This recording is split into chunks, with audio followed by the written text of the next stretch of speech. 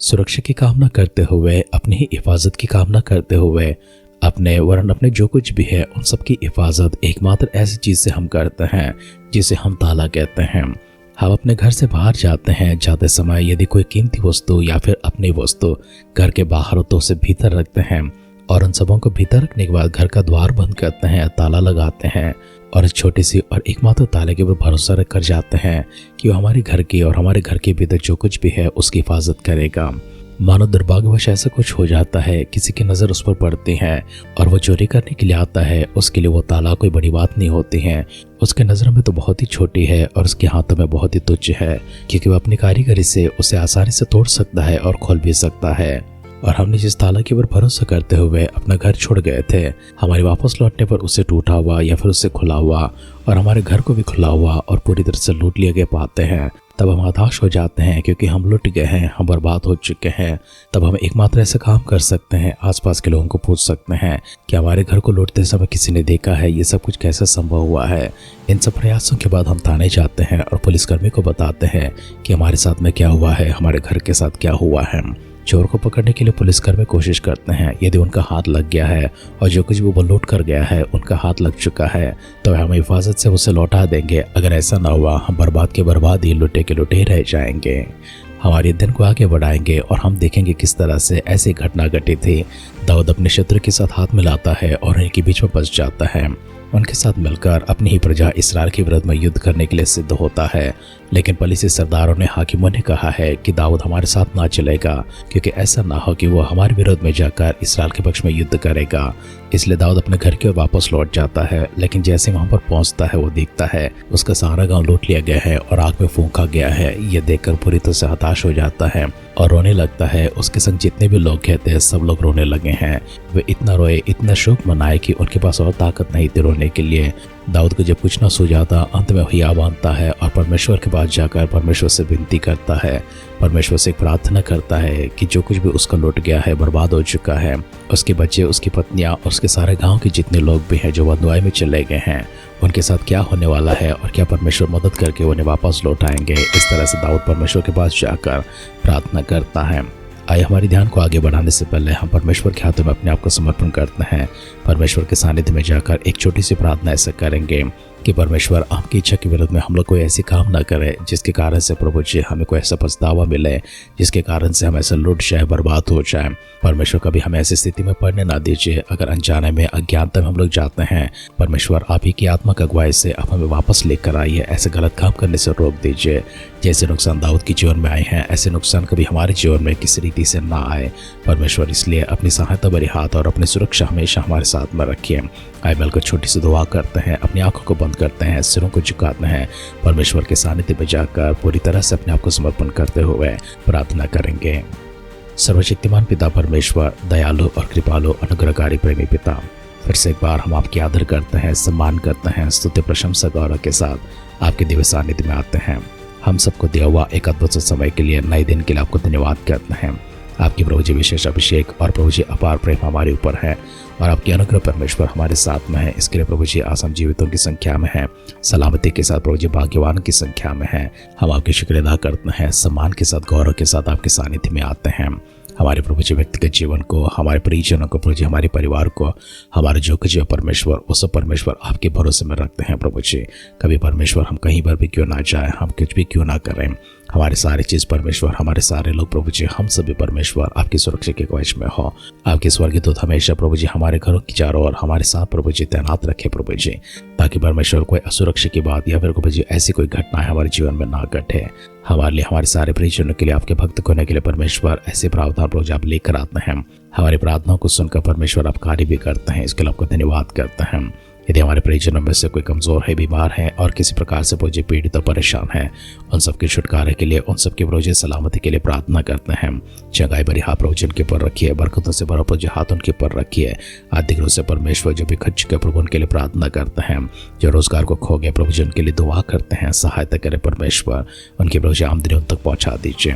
हर किसी के घर में मुझे भरपूर अनाज हो, आहार हो, परमेश्वर और धन की समृद्धि हो। किसी के जीवन में परमेश्वर किसी प्रकार की कमी ना हो। सेहत के लिए प्रार्थना करते हैं, खुशी और आराम के लिए प्रार्थना करते हैं, सबसे बढ़कर आत्मिक वरदानों के लिए प्रार्थना करते हैं। पवित्र आत्मा का अभिषेक से भरते हुए, आत्मा का अगुवाई में चलाते हुए, आपके वचनों से बातें करते हुए हम सबको परमेश्वर अपने राह पर खड़ा करें। आपने हमारी प्रार्थनाएं सुनकर परमेश्वर के उत्तर के लिए धन्यवाद करते हुए आदर सम्मान महिमा के साथ में हमारे उद्धारकर्ता हमारे प्रभु यीशु मसीह के नाम से इस प्रार्थना को मांगते हैं। सुन और कबूल कर पिता। आमेन, आमेन, आमेन। आध्यात्मिक जीवन की दैनिक खुराक सुन रहे हमारे सारे प्रिय श्रोताओं को, परमेश्वर के प्रिय भक्तगणों को प्रभु यीशु मसीह के नाम में प्यार भरा जय मसीह की सुप्रभातम और शुभोदय कहते हुए हम सबका मनपसंद ध्यान केंद्र आध्यात्मिक जीवन की दैनिक खुराक में और इस नए दिन में आप सबका स्वागत करते हैं। हमारे दर्शमल का पहला ग्रंथ 30वां अध्याय में चल रहे हैं। आइए उसका पहला वचन से पढ़ते हुए हमारे ध्यान को आगे बढ़ाएंगे। तीसरे दिन जब दाऊद अपने जनों समेत सिकलग पहुंचा, तब उन्होंने क्या देखा कि अमालेकियों ने दक्षिण देश और सिकलग पर चढ़ाई की और सिकलग को मार के फूंक दिया, और इसमें किस्तरी आदि छोटे बड़े जितने थे वे सब बंधुआई में ले गए। उन्होंने किसी को मार तो नहीं डाला, परंतु सबों को लेकर अपना मार्ग लिया।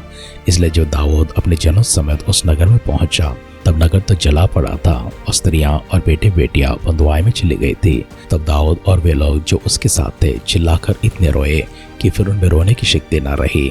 और दाऊद की 2 स्त्रियां इजरायली अहीनोअम और कर्मेली नाबाल की स्त्री अबीगैल बंधुआई में गई थी। और दाऊद बड़े संकट में पड़ा, क्योंकि लोग अपने बेटे बेटियों के कारण बहुत शोकित होकर उस पर पथरवाह करने की चर्चा कर रहे थे। परंतु दाऊद ने अपने परमेश्वर यहोवा को स्मरण करके हिया बांधा। तब दाऊद ने अहीमेलेक के पुत्र एब्यातार याजक से कहा, एपोद को मेरे पास ला। तब एब्यातार एपोद को दाऊद के पास ले आया। और दाऊद ने यहोवा से पूछा, क्या मैं उस दल का पीछा करूं? क्या उसको मैं जा पकड़ूं? उसने उससे कहा, पीछा कर, क्योंकि तू निश्चय उसको पकड़ेगा और निस्संदेह सबको छुड़ा लाएगा। तब दाऊद अपने 600 साथी जनों को लेकर बसोर नाम नाले तक पहुंचा। वहां कुछ लोग छोड़े जाकर रह गए। दाऊद तो 400 पुरुषों समेत पीछा किया चला गया, परंतु 200 जो ऐसे तक गए थे कि बसोर नाले के पार ना जा सके वहीं रहे। उनको एक मिस्री पुरुष मैदान में मिला। उन्होंने उसे दाऊद के पास ले जाकर रोटी दी और उसने उसे खाया। तब उसे पानी पिलाया। फिर उन्होंने उसको अंजीर की टिकिया का एक टुकड़ा और 2 गुच्छे किशमिश दिए। और जब उसने खाया तब उसकी जी में जी आया। उसने 3 दिन और 3 रात न तो रोटी खाई और न पानी पिया था। तब दाऊद ने उससे पूछा, तो किसका जन है और कहाँ का है? उसने कहा, मैं तो मिस्री जवान और एक अमाले के मनुष्य का दास हूँ, और 3 दिन हुए कि मैं बीमार पड़ा और मेरा स्वामी मुझे छोड़ गया। हम लोगों ने करेतियों के दक्षिण दिशा में और यहूदा के देश में और कालेब की दक्षिण दिशा में चढ़ाई की और सिकलग को आग लगाकर फूंक दिया था। दाऊद ने उससे पूछा, क्या तू मुझे उस दल के पास पहुंचा देगा? उसने कहा, मुझसे परमेश्वर की शपथ खा कि मैं तुझे ना तो प्राण से मारूंगा और ना तेरे स्वामी के हाथ कर दूंगा, तब मैं तुझे उस दल के पास पहुंचा दूंगा। जब उसने उसे पहुंचाया, तब देखने में आया कि सब भूमि पर छिटके हुए खाते पीते और उस बड़ी लूट के कारण जो वे फलिस्तीन के देश और यहूदा देश से लाए थे नाच रहे हैं। इसलिए दाऊद उन्हें रात के पहले पहर से लेकर दूसरे दिन की सांझ तक मारता रहा, यहाँ तक कि 400 जवान को छोड़ जो ऊंटों पर चढ़ भाग गए थे, उनमें से एक भी मनुष्य ना बचा। और जो कुछ अमालेकी ले गए थे वह सब दाऊद ने छुड़ाया। और दाऊद ने अपनी दोनों स्त्रियों को भी छुड़ा लिया, वरन उनके क्या छोटे क्या बड़े, क्या बेटा क्या बेटियां, क्या लूट का माल, सब कुछ अमालेकी जो ले गए थे उसमें से कोई भी वस्तु नहीं रही जो उसे ना मिली हो, क्योंकि दाऊद सबका सब लौटा लाया। और दाऊद ने सब भेड़ बकरियों और गाय बैलों को लूट लिया। और अन्य लोग यह कहते हुए अपने जानवरों को आगे हाँकते गए कि यह दाऊद की लूट है। तब दाऊद उन 200 पुरुषों के पास आया जो ऐसे थक गए थे कि दाऊद के पीछे पीछे ना जा सके थे और बसोर नाले के पास छोड़ दिए गए थे। और वे दाऊद से और उसके संग के लोगों से मिलने को चले। और दाऊद ने उनके पास पहुंचकर उनका कुशल क्षेम पूछा। तब उन लोगों में से जो दाऊद के संग गए थे सब दुष्ट और ओछे लोगों ने कहा, ये लोग हमारे साथ नहीं चले थे, इस कारण हम इन्हें अपने छुड़ाए हुए लूट के माल में से कुछ ना देंगे, केवल एक एक मनुष्य को उसकी स्त्री व बाल बच्चे देंगे कि वे उन्हें लेकर चले जाए। परंतु दाऊद ने कहा, हे मेरे भाइयों, तुम उस माल के साथ ऐसा ना करने पाओगे जिसे यहोवा ने हमें दिया है। और इसने हमारी रक्षा की और इस दल को जिसने हमारे ऊपर चढ़ाई की थी हमारे हाथ में कर दिया है। और इस विषय में तुम्हारी कौन सुनेगा? लड़ाई में जाने वाले का जैसा भाग हो, समान के पास बैठे हुए का भी वैसे ही भाग होगा। दोनों एक ही समान भाग पाएंगे। और दाऊद ने इस्राएलियों के लिए ऐसे ही विधि और नियम ठहराया और वो उस दिन से लेकर आगे को वरन आज लो बना है। सिकलग में पहुंचकर दाऊद ने यहूदी पुरनियों के पास जो उसके मित्र थे लूट के माल में से कुछ कुछ भेजा और यह कहलाया कि यहोवा के शत्रुओं से ली हुई लूट में से तुम्हारे लिए यह भेंट है, अर्थात बेतेल के दक्षिण देश के रामतो, यत्तीर, अरोयर, शिपमोत, एस्तमो, राकाल, एरेमलियों के नगरों, केनियों के नगरों और माँ, खुराशान, आताक, हेब्रोन आदि जितने स्थानों में दाऊद अपने अपने जनों से फिरा करता था, उन सब के पुरनियों के पास उसने कुछ कुछ भेजा। शमूएल का पहला ग्रंथ 30वां अध्याय का पहला वचन से लेकर अंतिम वचन तक हमने पढ़कर सुना है। हमारे पिछले अध्ययन में और आज की भूमिका के शब्दों में हमने सुना है कि दाऊद पलिश्तियों के संग इसराइल के विरुद्ध में लड़ने को जाता है, लेकिन पलिश्तियों के सरदारों ने उसे वापस लौटा दिया था। इसलिए दाऊद अपने घर को वापस लौटता है और सिकलग के पास पहुंचता है। सिकलग उसका स्वग्राम है। ये सिकलग कोई और जगह नहीं है। पलिश्तियों का राजा आकीश के पास जब दाऊद रहता था, दाऊद ने आकीश से कहा, मैं तेरे साथ में राजधानी में भला कैसे रहूं? मेरे लिए कोई ऐसी गांव दे दे, कोई ऐसी बस्ती दे दे कि मैं जाकर वहां पर बस जाऊं। तब आकीश ने सिकलग नाम का जगह दिया है और वह दाऊद का हो चुका है और इसलिए वह आज तक अर्थात इस आधुनिक समय में भी यहूदियों का बाग है। तो दाऊद ने जब सिकलग में पहुंचकर देखा कि सारा सिकलग आग से फूकी गई थी, उसकी स्त्रियां, उसके बच्चे और उसके जितने जवान थे वे सब के सब मारे तो नहीं गए थे, परंतु सभी को अमालेकियों ने बंधुआई में लेकर गया था। उनके सारे माल को लूट कर लेकर गए थे। तब दाऊद और जितने जवान उसके साथ में गए थे वे सब चिल्ला चिल्ला कर इतने रोए यहाँ तक कि उनमें रोने की शक्ति ना रही। तब दाऊद ने परमेश्वर को स्मरण किया और हियाव बांधकर परमेश्वर के सामने जाकर उससे बातें करने लगा। और इससे पहले उसने अहीमेलेक के पुत्र एब्यातार को बुलाया जो याजक है, उसके पास एफोद लाने के लिए कहा था। एब्यातार कोई और नहीं है, यह अहीमेलेक कोई और नहीं है। जब शाऊल के हाथों से अपने आप को बचाकर अहीमेलेक के पास जाता है, याजक के पास जाता है और शाऊल को जब खबर मिलती है कि दाऊद अहीमेलेक के पास छुपा हुआ है और शाऊल दाऊद को खोजने के लिए उसके पीछे अहीमेलेक के पास पहुंच जाता है, लेकिन इससे पहले दाऊद अपने प्राण बचाते हुए वहां से भाग जाता है। यह देखकर राजा ने अपने सैनिकों से कहा, अहीमेलेक को और उसके सारे घराने को मेरे सामने लेकर आए। शाऊल के आदेश के अनुसार उसके कर्मचारी उसकी सेना जाकर अहीमेलेक को उसका सारा घराना को उसके सामने लेकर आते हैं और शाऊल ने एक ही दिन उन सबों को तलवार से मरवा दिया था। उनमें से अहीमेलेक का छोटा बेटा अर्थात एब्यातार वहां से भाग निकल जाता है और वह जाकर दाऊद के पास रह जाता है।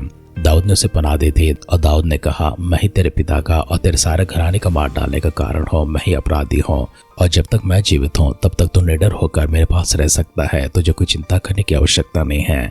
तो एफोद लाने के बाद में परमेश्वर के सामने जाकर दाऊद ने पूछा कि मैं उनका पीछा करो, उन लोगों के पास जाकर मैं लड़ाई करो। परमेश्वर ने कहा, निश्चय तू जाएगा, उनका पीछा भी करेगा और अपने लोगों को छुड़ाकर भी लेकर आएगा। दाऊद इस प्रकार से अपने 600 साथियों को लेकर बसोर नाम नाले तक पहुंच गया था। वहां पर कुछ 200 लोग हैं जिन्होंने कहा कि हम थक गए हैं और आगे नहीं चल सकते हैं। वे पूरी तरह से थक गए थे, इसलिए दाऊद उन 200 को वहीं पर छोड़कर 400 लोगों को संग ले हुए आगे बढ़ जाता है। जब दाऊद वहां पर चलने लगता है, मैदान में एक मिस्री उनको मिला था।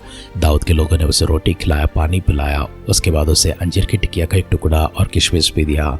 उसे खाने के बाद, उसे पीने के बाद उसकी जी में जी वापस लौट आती है और उसने कहा कि 3 दिन से मैंने तो ना तो कुछ खाया है और ना ही कुछ पिया है, क्योंकि मैं बीमार पड़ गया था और मेरा स्वामी मुझे यहाँ पर छोड़कर चला गया है। तब दाऊद ने उससे पूछा, क्या तू उस दल को जानता है जो सिकलग के ऊपर चढ़ाई किया था? उसने कहा, मैं जानता हूँ, लेकिन उससे पहले मुझसे परमेश्वर के नाम की शपथ करके कह देना, ना तो तू मुझे मार डालेगा और ना ही तो मेरे स्वामी के हाथ में मुझे वापस सौंप देगा। दाऊद ने सहमति की है और उसने स्थान का पता बताया है जहाँ पर अमालेकी दाऊद के सारे परिवार को और उनके सारे लोगों को, सिकलग के जितने भी थे उन सभी को लेकर गए थे। जब दाऊद वहाँ पर पहुंचकर देखता है वे सब लोग खाते हुए, पीते हुए, नाचते हुए, गाते हुए मगन हो रहे थे, क्योंकि इतना सारा लोट वे लेकर आ चुके थे। इसलिए दाऊद उन्हें रात के पहर से लेकर अगले दिन की सांझ तक ऐसा मारता गया, यहाँ तक कि उनके जवान में से कोई बचा नहीं गया। जो ऊंटों पर चढ़कर भाग गए थे उनको छोड़कर उनमें से कोई नहीं बचा था। और दाऊद ने अमालेक के हाथों में से अपने संतानों को, अपनी पत्नियों को और जो कुछ भी उनके जन थे उन सबों को छुड़ाया और उनकी सारी चीज़ों को भी लूट लिया है। वापस लौटते समय बसोर नाले के पास पहुंचे थे जहां पर 200 सैनिक थके मारे पड़े थे। वहां पर पहुंचने पर कुछ ऐसे ओछे और दुष्ट लोग थे जिन्होंने कहा कि हम जो लूट को लेकर आए हैं, जो माल को लेकर आए हैं, उसमें से इनको कुछ ना मिलेगा, क्योंकि वे लोग हमारे साथ में नहीं आए थे। दाऊद ने उनसे कहा, ऐसा कभी ना हो, क्योंकि परमेश्वर ने इन सबको हमारे हाथ में कर दिया है। इससे बढ़कर तुम्हारी बात कौन मानेगा? क्योंकि युद्ध में जाने वाले और सामान के पास रहते उसकी रक्षा करने वाले दोनों को ही एक समान भाग मिलता है, किसी को ज़्यादा किसी को कम नहीं मिलता है। और इसके बाद दाऊद ने इसी को नियम ठहरा दिया है। उसके बाद वहाँ के कुछ प्रधानों को जहाँ जहाँ दाऊद जाया करता था उन सबके पास दाऊद ने कुछ उपहार भेजे थे। परमेश्वर के अनुग्रह दाऊद के ऊपर इस प्रकार थे कि ना तो उसके संतान, ना उसकी पत्नी और ना ही सिकलग के किसी व्यक्ति को कोई हानि पहुंची है। सबके सब सलामत वापस लौट आए हैं। हमने ध्यान किया कि परमेश्वर की कृपा जो मनुष्य के ऊपर होती है, परमेश्वर उसे गलत काम करने से रोकता है और उसकी जो हानि होती है उसे वापस भी लेकर आते हैं। अपने सिरों को झुकाते हैं, आंखों को बंद करते हैं, परमेश्वर की ओर अपनी दृष्टि को बढ़ाते हुए हम सब मिलकर छोटी सी दुआ करेंगे। सर्वशक्तिमान पिता परमेश्वर, आपके अनुग्रह हमारे लिए काफ़ी हैं। ये बात फिर से एक बार प्रभु जी आपने हमें बयान की है, इसके लिए आपका धन्यवाद करते हैं।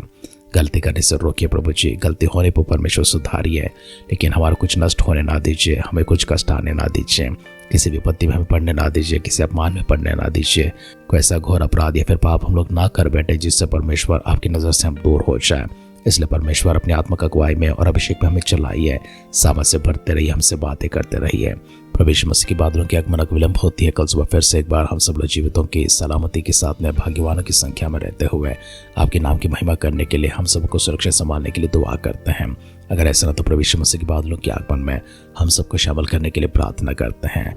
दुआओं को सुनकर दिए उत्तर के लिए धन्यवाद करते हुए आभार मन के साथ में हमारे उद्धारकर्ता हमारे प्रभु यीशु मसीह के नाम से इस प्रार्थना को मांगते हैं। सुनर कबूल कर पिता। आमेन, आमेन, आमेन। चौकसी के साथ आप चलते रहे, संभालते हुए, अपनी हिफाजत करते हुए, परमेश्वर की सुरक्षा के लिए, परमेश्वर की अगुवाई के लिए प्रार्थना करते रहें। आप अपना और अपनों का हमेशा इसी प्रकार से ख्याल रखते रहिए। हर गलत से, हर बुराई से परमेश्वर आपको बचाए रखने के लिए निरंतर प्रार्थना करते रहिए। उनकी अगुवाई के लिए मांगते रहिए। परमेश्वर का अभिषेक आपके ऊपर हो, अगुवाई आपके साथ में हो। वचनों के माध्यम से परमेश्वर अपने भक्तों के भी माध्यम से आपसे बातें करते रहे। बुराई से हमेशा आपको दूर रखे। हमारी इसी दुआ कामना के साथ आज की ध्यान पर समाप्त करते हैं।